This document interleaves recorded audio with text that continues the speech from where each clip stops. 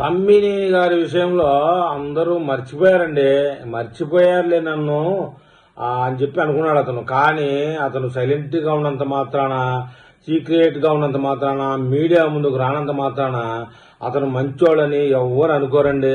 Red book లో ఆయన పేరు మాత్రం ఏదో ఒక పేజీలో ఉంది. కాకపోతే ఇవాళ నిన్న మొన్న ఈయన గారి యొక్క లీలలు తెలిసినటువంటి వాళ్ళు పొగుడుతున్నారు. మొత్తానికి శ్రీకాకుళం పరువు నిలబెట్టిన తమ్మినేని అని చెప్పేసి వీడియోలో విచ్చలవిడండి సోషల్ మీడియాలో. అయితే ఇక్కడ ఒక మాట అనుకోవాలి, తమ్మినేని గారు ఆ పార్టీలో ఉండి అవినీతి చేయకపోతే తప్పు, గాని అవినీతి చేస్తేనే కదా ఆయనకి గుర్తింపు. మీరు గ్రేట్ సీతారాం గారు అని చెప్పేసి విచ్చలవిడిగా ఆయన మీద పోస్టులు వెదలుతున్నారండి. మొత్తానికి ఏదేమైనా ఆయన చేసిన భూ కబ్జా అంతా ఇంత కాదండి. తమ్మినేని సహా కుటుంబ సభ్యులపై మొత్తం ఫోకస్ చేశారు కేసు.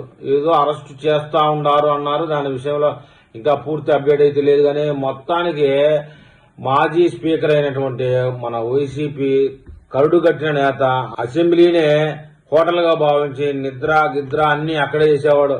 అయితే మన రోజా గారు వాళ్ళు ఇల్లు వేసిన జబర్దస్త్ స్కిట్లకి ఈయన ముందు నవ్వేవాడు జడ్జిగా. అయితే బతికి ఉన్న ఒక వ్యక్తి పేరుతో చనిపోయినట్లు డెత్ సర్టిఫికెట్ సృష్టించి ఆ కుటుంబానికి సంబంధం లేని మనిషిని కూతురుగా చూపించి పట్టణం నడిబొడ్డులో ఉన్న కోట్లాది రూపాయల విలువైన భూమిని తన కొడుకు తమ్మినేని చిరంజీవి నాగ్ పేరుతో రిజిస్ట్రేషన్ చేసిన పెద్ద ప్రబుద్ధుడండి.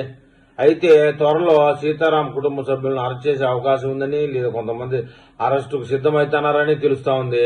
మొత్తానికి ఏదేమైనా ఈయన గారి రాచలీలలో మరొకసారి బయటపడ్డాయండి.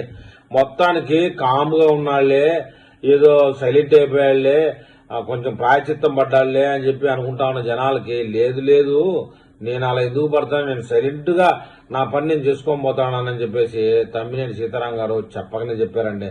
ఇక మొత్తానికి ఈయన పేజీ రెడ్ బుక్ లో ఓపెన్ అయిందనే చెప్పాలి. ఇంకా మరి కేసులు గట్రా ఏ తీరు వెళ్తాయో చూడాలి మరి.